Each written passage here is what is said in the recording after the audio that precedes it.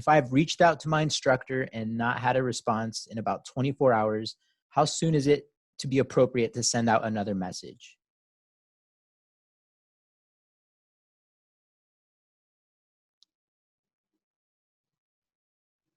Anybody can speak on that one, whether it's students or instructors. Have any students reached into that? Yeah, Go ahead, Gary. I'll go with that. My thought is, policy is generally 24 hours. And just as students miss seeing an email from me, I may miss an email from them. So here again, it would be proper to use proper words in a positive way, saying, I sent you an email, you might have not seen it, but I have a question. Because I get phone calls quite often, and they say, well, we had this email. I go, well, refresh my memory, because I'm getting close to 60, 70 emails a day right now, and they all kind of blur together.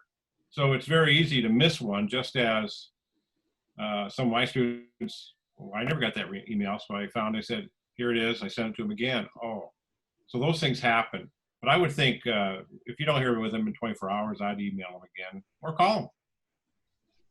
All right. Thank you, Gary. Kara, I see your hands up. Go ahead and unmute yourself, please. Yeah, so we actually were talking about this. There's a group of faculty that kind of text back and forth when things arise. And we just found out that it's kind of touchy when it comes to answering Canvas emails through your Outlook. And so a faculty member sent an email back to the student within 15 minutes. That student never got it. It got stuck somewhere in space, wherever that stuff ends up.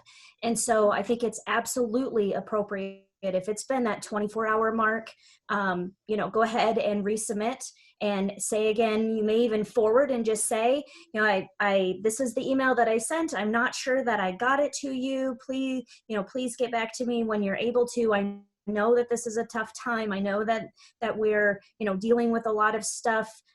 These are my questions. Kind of reach out. And I think that tact and professional language and all of those kind of things will go a long way. For some people, unfortunately, if they see you as a problem, you're going to go to the bottom of the pile.